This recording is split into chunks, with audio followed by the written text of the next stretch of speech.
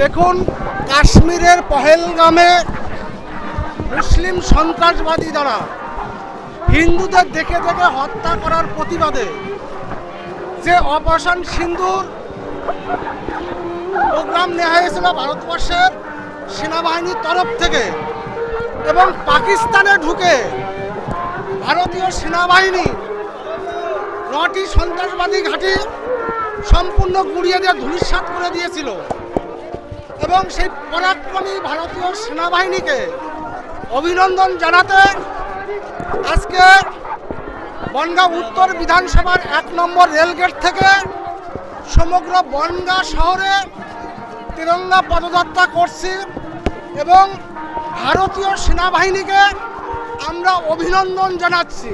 কারণ যে ভারতীয় সেনাবাহিনী সমগ্র রাত থেকে ভারতবর্ষকে পাহারা দেয় এবং আমরা যে রাতে নিশ্চিন্তে ঘুমাতে পারি, তার সম্পূর্ণ কৃতিত্ব এই ভারতীয় সেনাবাহিনীর, এবং সেই সেনাবাহিনীকে তাদের অভিনন্দন দিচ্ছি। এবং সাথে সাথে এ বার্তাও আমি দিচ্ছি পাকিস্তানকে যে অদূর ভবিষ্যতে যদি ভারতবর্ষের দিকে চোখ তুলে তাকানোর চেষ্টা করা হয়, সেই চোখ দুটো উপড়ে নেওয়া হবে, আমি আপনাদের মাধ্যমে পাকিস্তানকে জানিয়ে দিচ্ছি। কারণ ভারতবর্ষের ভারতীয় সেনাবাহিনী ভারতকে তারা ভারত মাতা হিসেবে মানে, সেই ভারত মাতাকে রক্ষা করার জন্য যেটা করার সেটা করবেন, এবং সেই উদ্দেশ্যেই আজকে ভারতীয় সেনাবাহিনীকে আমরা অভিনন্দন জানাচ্ছি।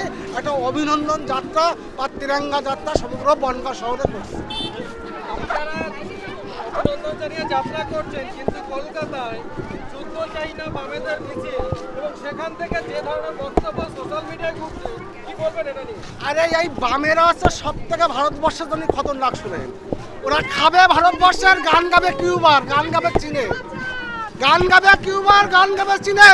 তাহলে এতটা যদি যন্ত্রণা হয়, পাকিস্তানের জল পাচ্ছে না, যাক না তারা এখানে রাতে পাকিস্তান কান্নাকাটি করুক না, এখানে কেন পড়ে থাকবে? সেই সব কমিউনিস্টদের আমি বলবো, আপনারা ভারতবর্ষ ছেড়ে দিয়ে কমিউনিস্ট পাকিস্তানে চলে যান। কংগ্রেসের থেকে প্রশ্ন তোলা হয়েছে, যারা হামলা চালালো সেই জঙ্গিরা কোথায়?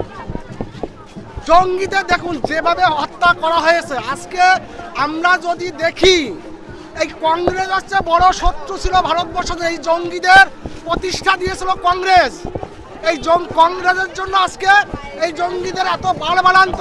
আজকে ভারতবর্ষে যে বিজেপি সরকার আছে, আমাদের দৃঢ় বিশ্বাস সেই সরকারের নেতৃত্বে ভারতবর্ষ থেকে এই জঙ্গিবাদ পুরো নির্মূল হবে।